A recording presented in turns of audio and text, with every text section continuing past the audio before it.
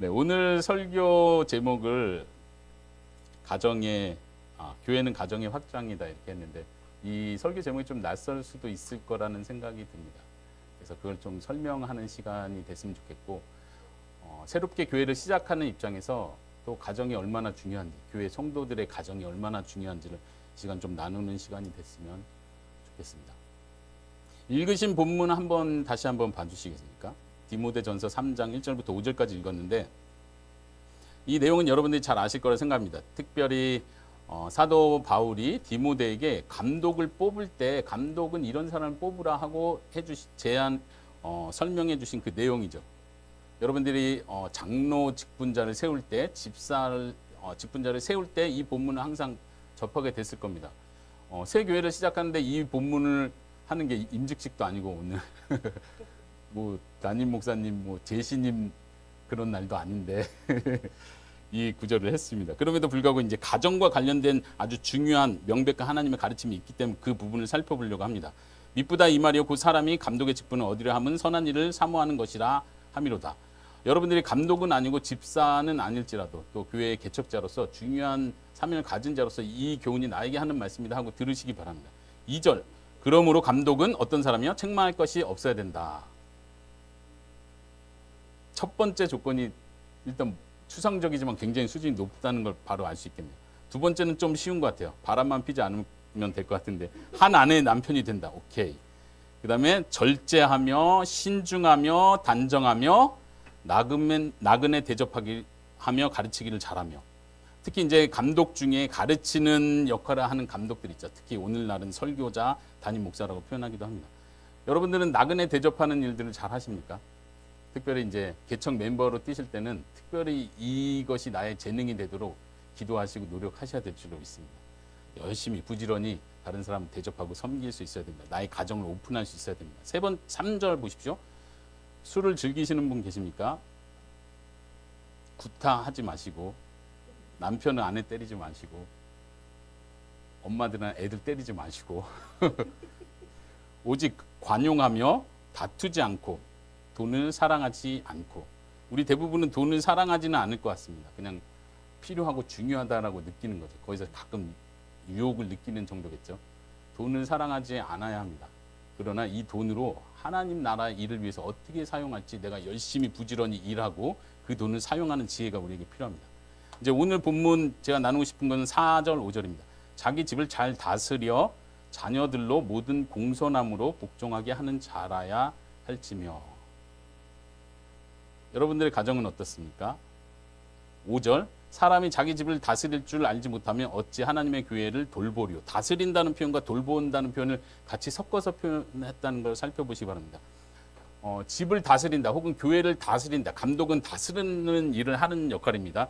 장로를 포함해서 오늘날 목사님을 표현하는 거죠. 다스리는 일을 하는데 다스린다는 건 다른 게 아니라 그 아래 나온 것과 병행되는 용어와 똑같습니다. 돌보는 것입니다. 오늘날 다스린다 하면 너무 권위주의적이다. 뭐 위에서 아래로 누르고 명령하고 이런 걸 생각하지만 그런 개념이 아니죠.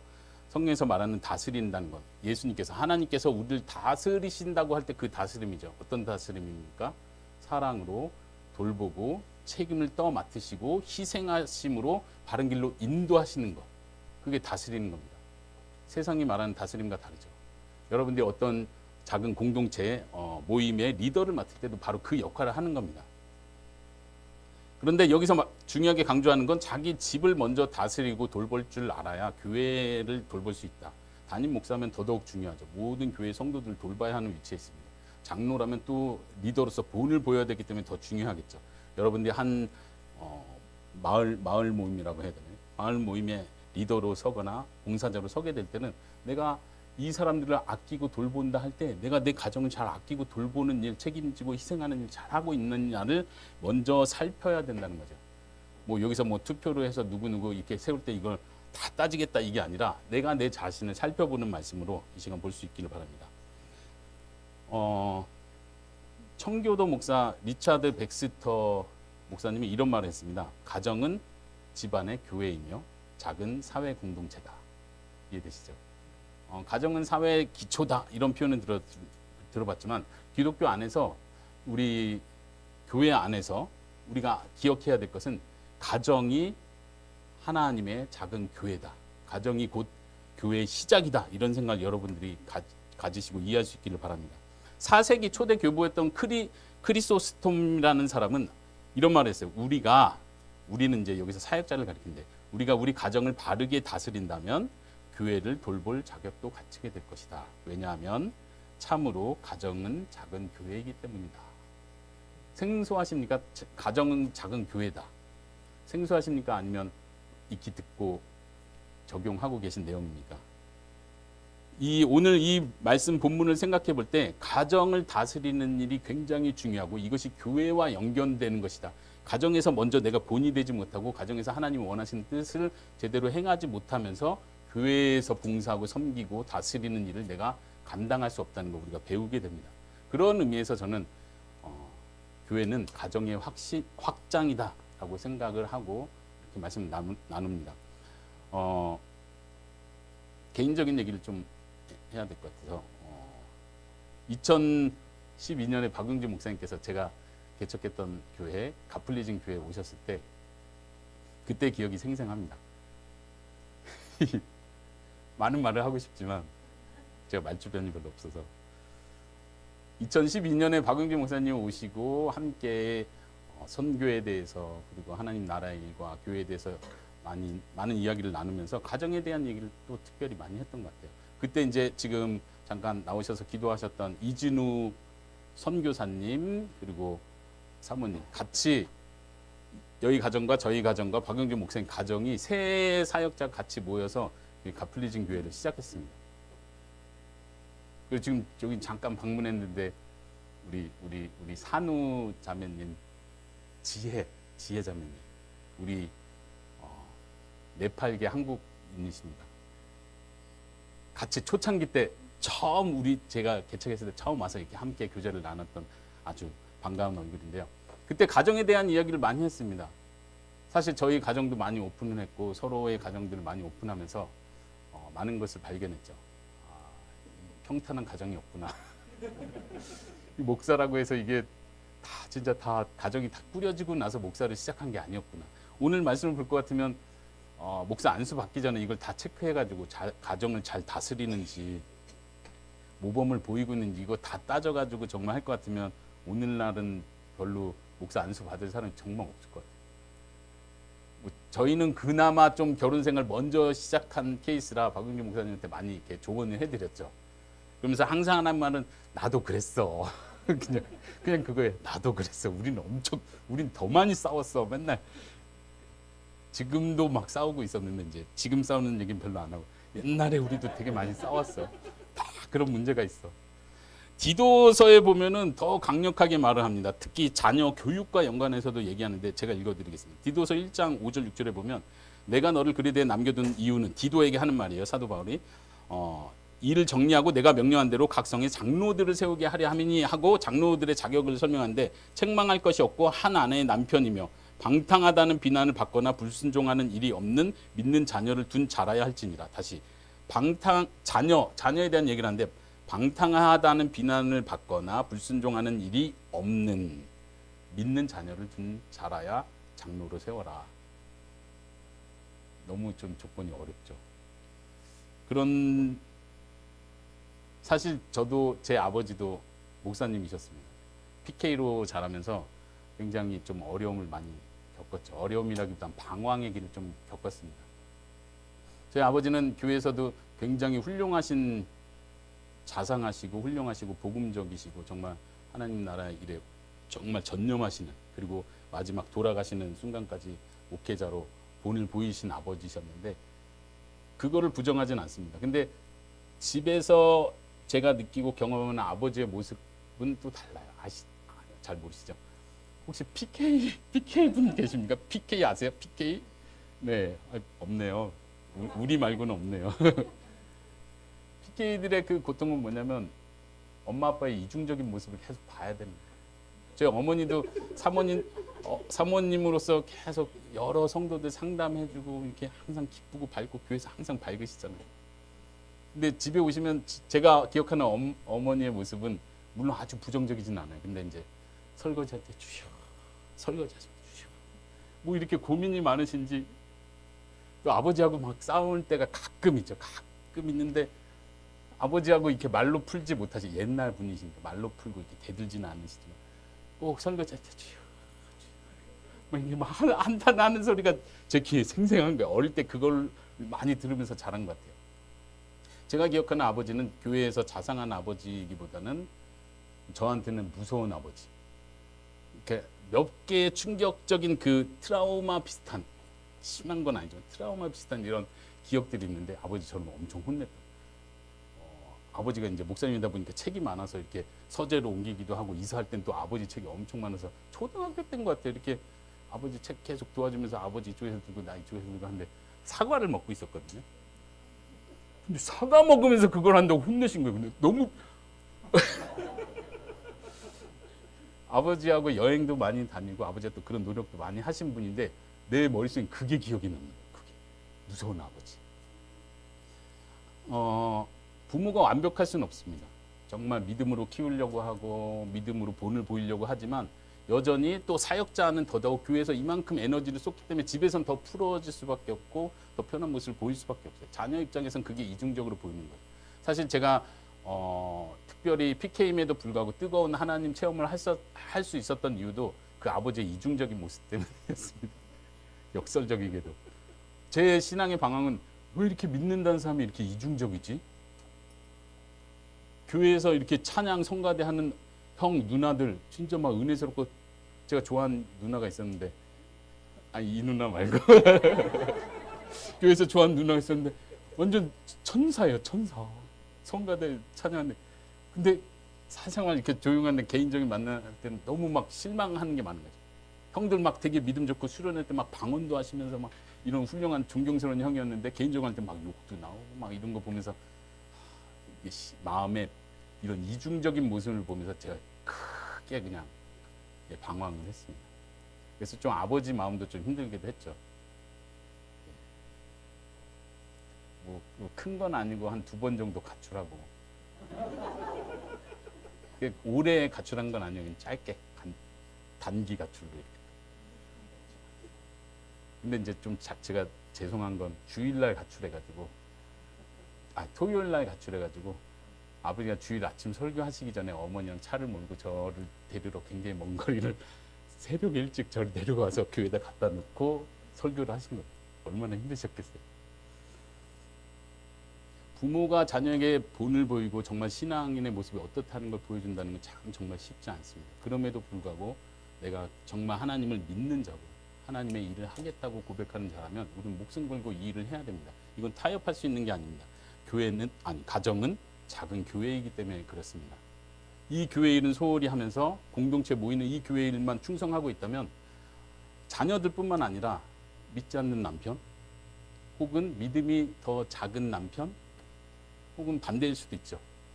더 교회를 보면서 교회 공동체를 보면서 하나님에 대해서 오해를 하고 상처를 받고 시험에 들 수도 있습니다. 그런 면에서 우리는 더욱더 우리 모든 성도들은 가정에 충실해야 될 줄로 믿습니다.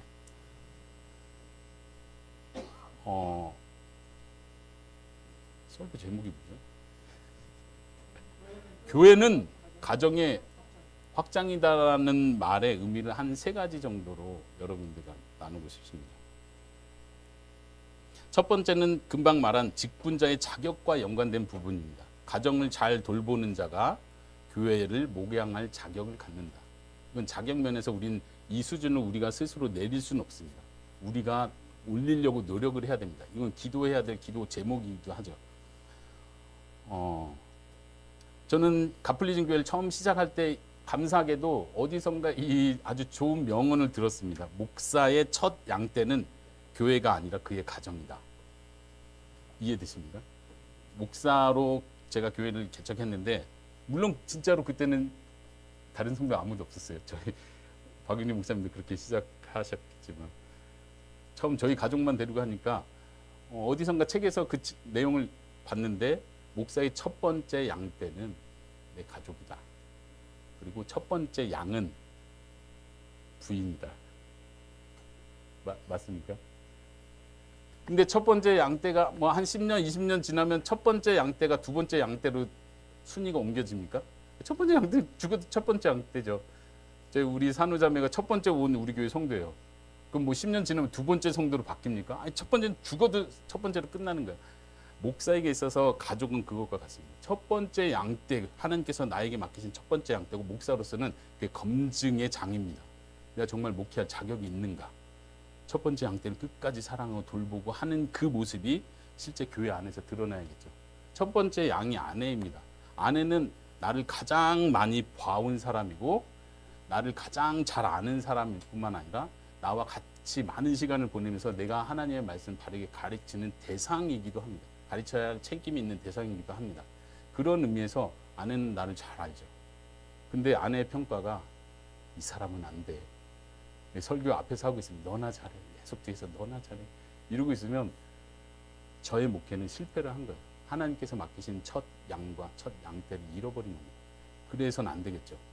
그럼 오늘 읽은 본문이 바로 그것을 강력하게 말해주고 있는 겁니다. 이것이 안 되는 사람이 교회를 돌보는 것이 가능하겠느냐, 이렇게 도전하는 거죠. 우리 성도들은 어떻게 적용해야겠습니까?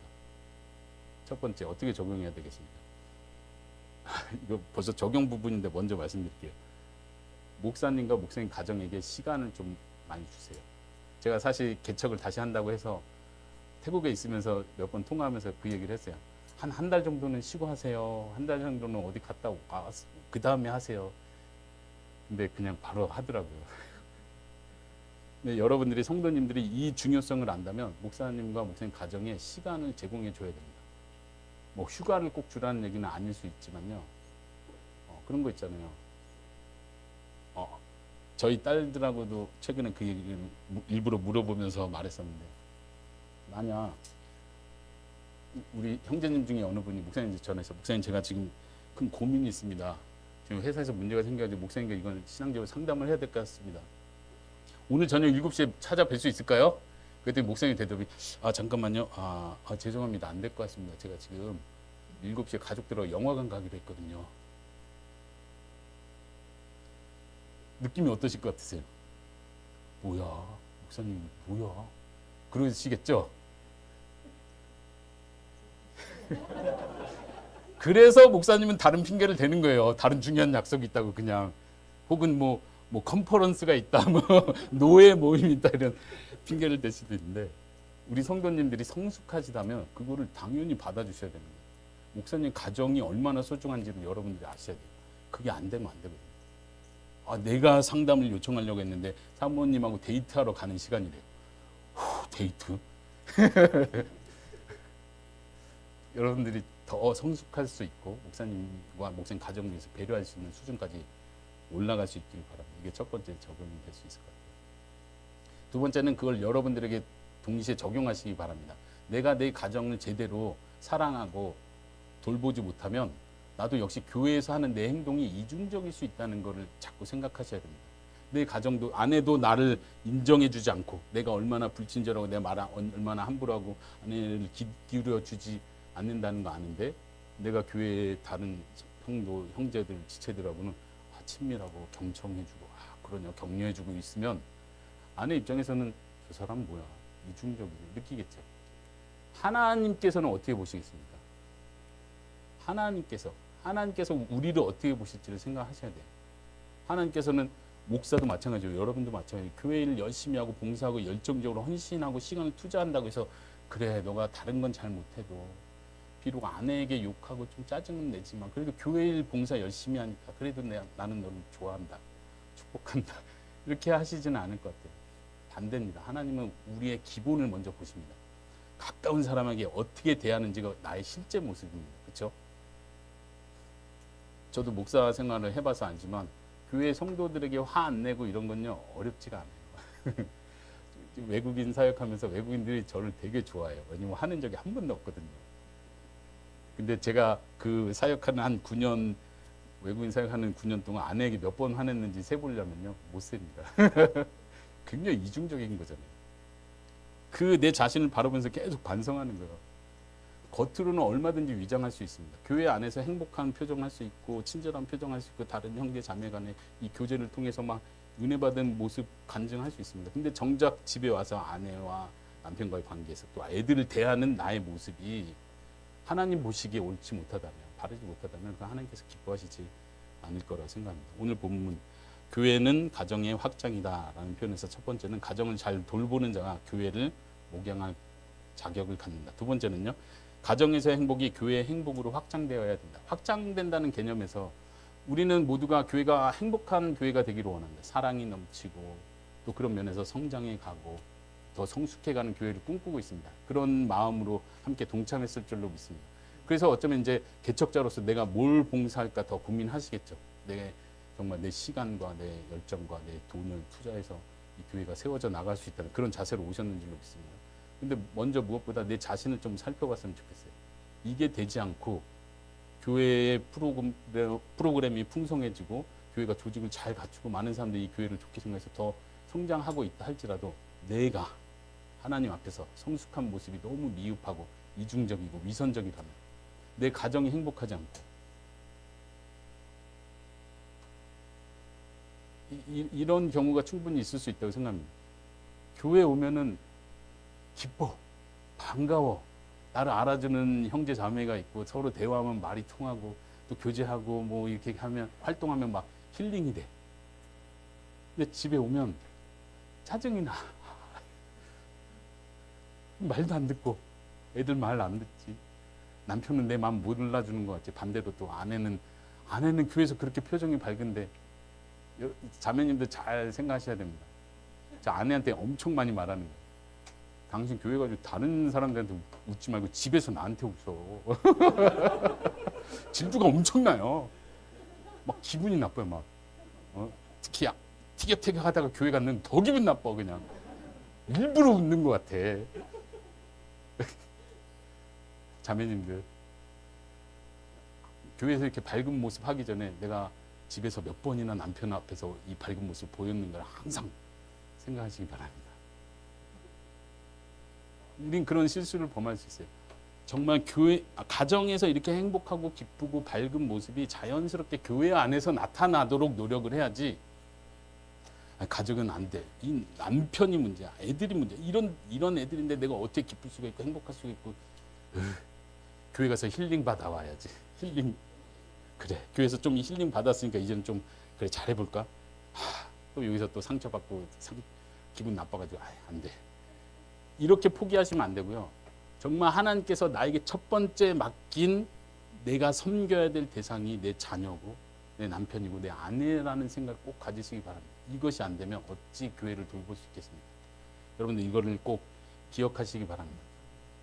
교회를 시작하는 이 시점에서 앞으로 우리 교회가 정말 행복한 교회가 되려면 나부터 내 가정부터 정말 하나님께서 명령하시는 것을 순종하는 삶 살면서 그게 교회 안에 또 나타나도록 해야겠다. 이 결심을 꼭 할 수 있기를 바랍니다. 네. 세 번째인데요. 세 번째는 가정은 신앙 교육의 기초가 되어야 한다. 이것도 많이 들으셔서 잘 알 거라고 생각합니다. 다시 반복하는 의미로 여러분들께 상기시키기 원합니다. 나주혁신 장로교회는 그거를 특히 잘하고 계시다고 생각하고 또 그런 스케줄로 계획으로 주일학교 교육을 계속 이루어 가실 거라고 생각합니다. 그럼에도 불구하고 내가 지치니까 이제 교회에 자꾸 위탁하려는 마음이 있어요. 내가 안 되는 거 저분이 해주시면 될 것 같고. 그렇잖아요. 우리 잘 알지만 엄마가 우리 애한테 말하면 안 들어도 옆에 이웃집 아줌마가 말하면 애가 순종하잖아요. 우리 집에서는 그렇게 말 안 듣던 애가 교회 오면 또 말 잘 듣잖아요. 그러니까 내가 안 되는 거 저기 우리 형제 자매가 좀 도와주면 좋겠다는 마음이 있어요. 그건 사실이에요. 그런 효과도 굉장히 중요합니다. 그게 공동체 특성이니까요. 그런 도움을 받아야 됩니다. 내가 감당할 수 없을 때는. 그럼에도 불구하고 포기하는 자세로 교회에 위탁하는 자세는 아주 모든 걸 다 그르칩니다. 기본적으로 하나님은 우리에게 먼저 자녀를 맡기셨습니다. 그걸 잊지 마시기 바랍니다. 내 자녀를 내 가정에서 내가 책임진다는 생각하시기 바랍니다. 오늘날은 모든 교회가 다 주일학교를 가지고 있죠. 통합예배로 시작하지만 어쨌든 또 성장하면 주일 부서를 계속 만들고 이렇게 할 줄로 생각하는데 주일학교가 처음 생긴 것도 사실은 좀 안 좋은 배경에서 주일학교 처음 시작했죠. 산업혁명이 일어나고 특별히 이제 영국 쪽에서 어린이 노동이 계속 강행됐대.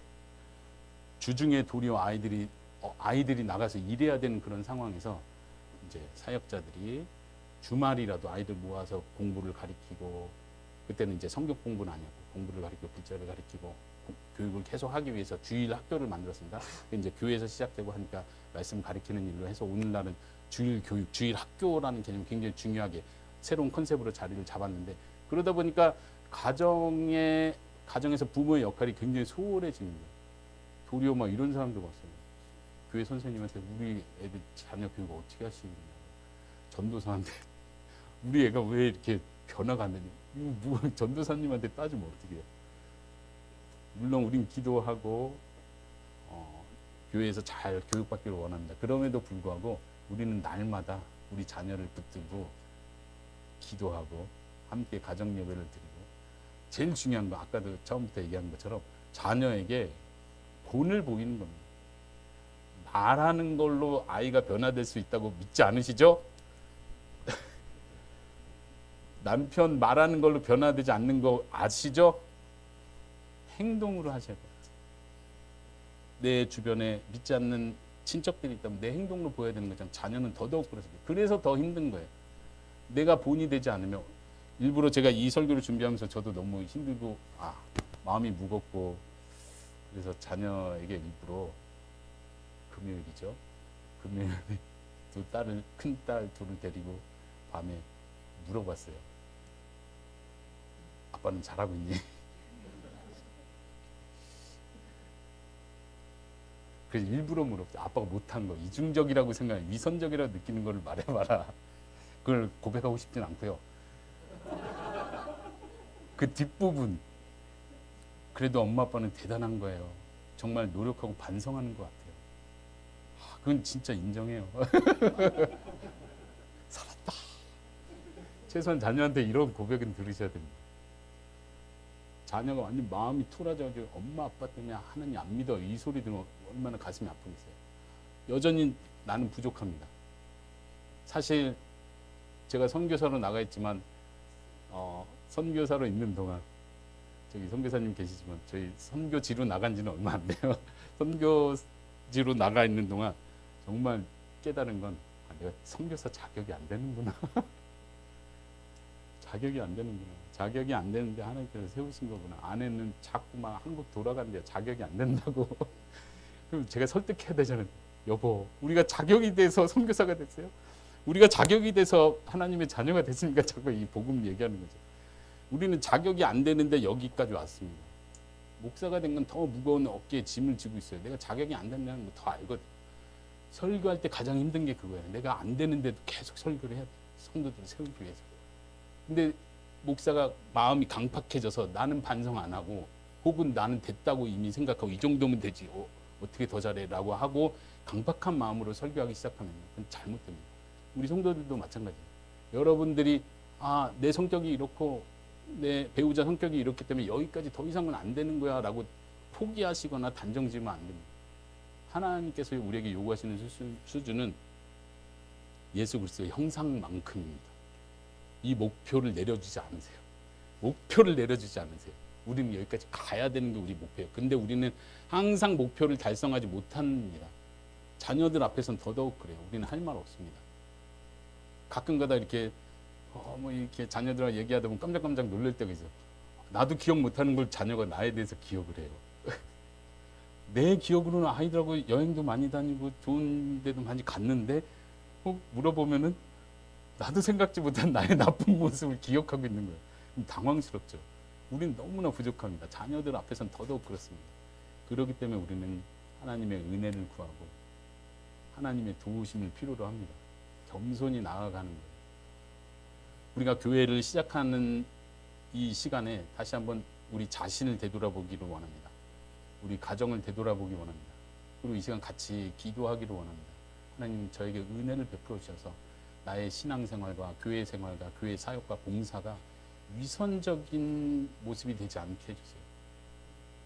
진짜 가정에서부터 남편과 아내를 사랑하고 자녀를 진심으로 사랑하고 노력하고 또 잘못한 건 인정하고 회개하고 하나님 앞에 다시 나가면서 도움을 구하는 그런 삶을 살아가게 해주세요. 내 가정이 먼저 행복하고 기쁠 때 믿지 않는 사람들 혹은 교회 다른 형제자매들이 우리 가정을 보면서 아 나도 저런 가정이 됐으면 좋겠다.